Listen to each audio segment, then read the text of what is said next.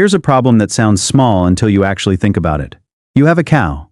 Every single day, that cow gives you milk. Far more than your family can drink before lunch. And it's summer. It's hot. There is no fridge, because the fridge won't be invented for another few generations. By this evening, that fresh morning milk is going to start turning. By tomorrow it may be sour. So what do? You can't just make the cow stop. The milk keeps coming, every day, and every day it's racing the clock against the heat. For most of human history, this was a real daily puzzle. And people didn't just tolerate it. They solved it, completely, with a whole set of clever methods, worked out independently in different corners of the world. Some of them are genuinely brilliant. Some of them we still use today without realizing where they came from. But I want to be honest with you right at the start, because it matters, and because most videos on this topic quietly lie to you about it. The goal usually was not to keep milk as fresh, drinkable, liquid milk for weeks on end. Fresh raw milk sitting in a warm kitchen simply will not last that long. And no clever old trick truly changes that basic fact. The real secret is something better and more interesting. They didn't keep the milk as milk. They turned it into things that last. And when the history books say milk was kept for weeks, what they almost always mean is milk that had been cooled, or transformed, or both. Let me walk you through exactly how they did it. Step by step, from the simplest trick to the one that could preserve a single day's milk for an entire winter. Let's start with the most obvious approach. Fighting the heat directly. If cold is what keeps milk, and you have no machine to make cold, then you go and find cold in nature. The classic answer was the spring house. This was a small building, usually stone, built directly over a natural spring or a running cold stream. Water coming up out of the ground, stays cool all year, far cooler than the summer air above it. So you'd set your jugs of milk, your crocks of butter, your cheese, right down in that cold running water, or on shelves in the chilled air of the little building. Families across Europe and early America relied on spring houses as their refrigerator, and many farms used the exact same structure as both a milk house and a cold store. It was never as cold as a modern fridge, but it dropped the temperature enough to slow the souring, and it bought you time. Instead of the milk turning in a few hours, it stayed good through the day and into the next. But here's the thing, not everyone had a cold spring conveniently bubbling up on their land. So in the hotter, drier parts of the world, people did something even more impressive. They didn't find cold. They manufactured it, out of nothing but water and dry air. This is the zeer pot, also called a pot-and-pot cooler, and it has been used in the Arab world and across hot regions for hundreds of years. You take a large unglazed clay pot, and you set a smaller pot inside it. In the gap between the two, you pack wet sand. You put your milk or food in the inner pot, cover it, and you keep that sand damp.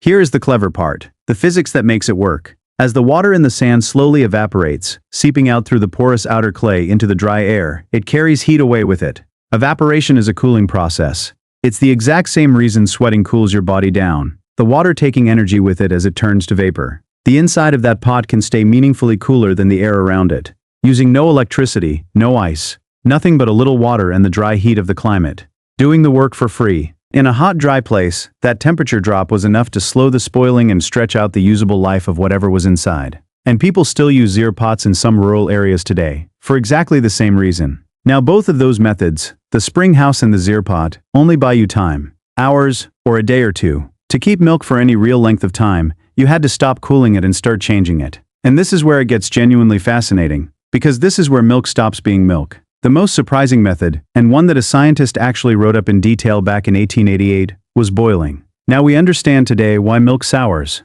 Bacteria in the milk turn the milk sugar, the lactose, into lactic acid, and the acid is what curdles it and gives it that sour taste. Boiling knocks those bacteria back hard, and it also changes the milk proteins in a way that slows the whole souring process.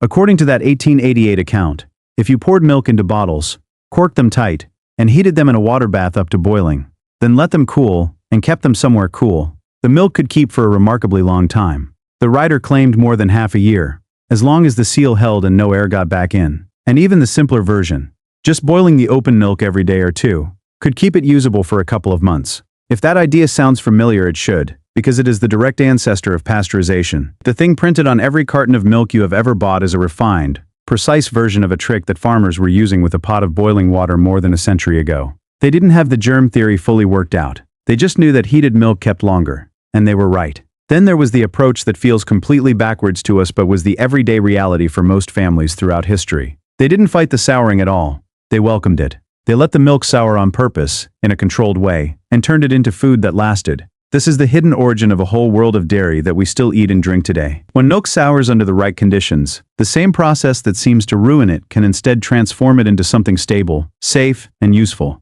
You get clabbered milk, thick and custard-like and tangy. You get traditional buttermilk. And most importantly, you get the raw material for butter. Because here is a fact that surprises almost everyone. For most of history, butter was not made from fresh sweet cream. It was made from milk or cream that had already soured a bit, because that was simply the state the milk was in by the time a busy farm family got around to churning it. The souring wasn't the enemy of butter. It was step one of making it. And once you had butter, you had unlocked genuine long-term storage. Because fat keeps far, far better than fresh milk does. This is the key that most people miss. The trick to storing milk for months was to concentrate it down into its fat. Butter could be worked with heavy salt, and well-salted butter keeps for extended periods with no refrigeration at all, because the salt pulls out moisture and stops bacteria from growing. It could be packed tightly into crocks and sealed under a layer of its own fat or brine to lock the air out. In parts of northern Europe, people went a step further and buried butter in cold, acidic peat bogs. Archaeologists still dig up this so-called bog butter today. Some of it's centuries old, and remarkably it's often still recognizably butter, preserved by the cold, oxygen-poor, acidic conditions of the bog. In India and much of South Asia, they solved the problem most completely of all, by turning butter into ghee. You gently heat the butter, let the milk solids separate out and settle. Skim or strain them away, and pour off the pure golden fat. With the milk solids and the water both removed, the things that make butter eventually spoil are gone too. Ghee is stable at room temperature for a very long time. And that is not a coincidence. It became the staple cooking fat across a hot subcontinent precisely because it did not need the refrigeration that the subcontinent did not have.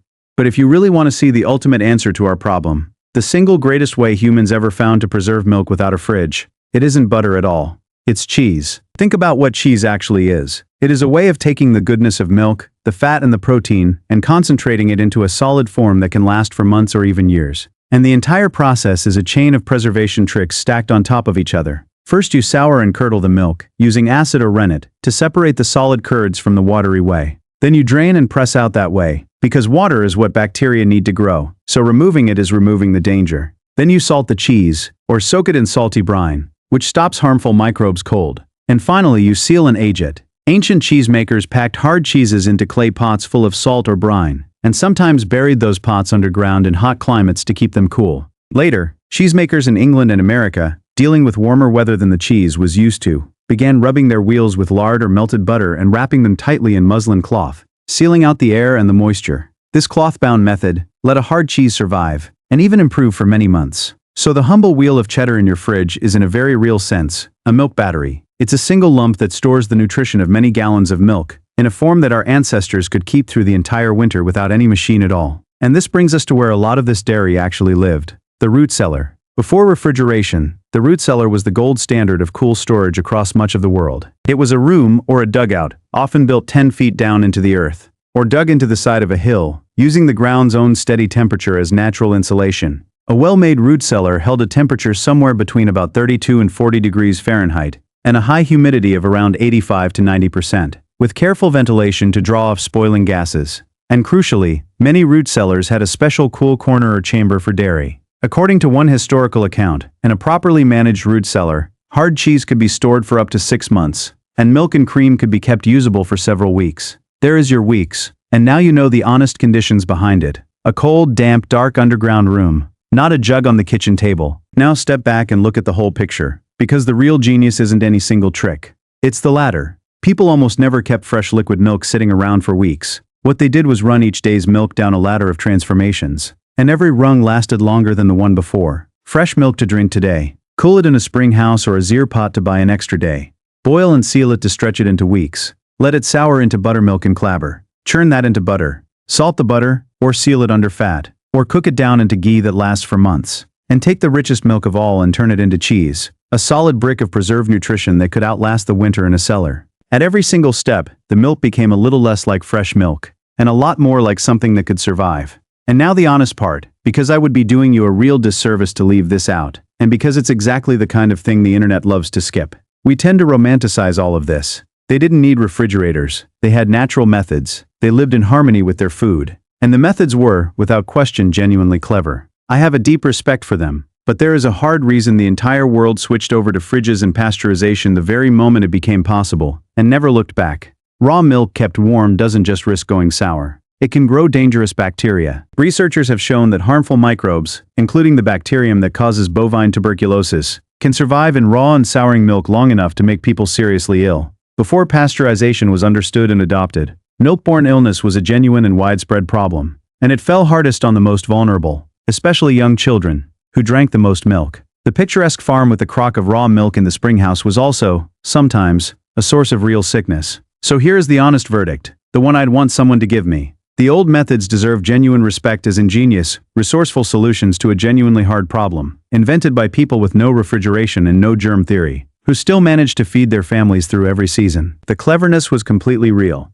but they were solutions to a problem that we have since solved better and more safely. Both of those things are true at the same time, and anyone who tells you only the romantic half is selling you something. What is actually worth taking from all of this isn't throw out your fridge and bury butter in a bog. It's the underlying idea, which is genuinely useful and genuinely beautiful once you see it. Food preservation was never one magic trick. It was a chain. You cool what you can. You transform what you can't keep cool. And you take the very process of spoiling, the souring, the curdling, the fermenting, and you turn it into the thing that saves the food, instead of the thing that destroys it. People stared at a simple jug of milk, racing against the summer heat, knowing the cow would fill it again tomorrow whether they were ready or not. And instead of giving up, they invented buttermilk, and butter, and cheese, and ghee, and evaporative coolers, and underground cellars, and the very first crude version of pasteurization. Not because it was quaint or charming, because they intended to eat well tomorrow, and next month, and all winter long. And the cow was not going to wait.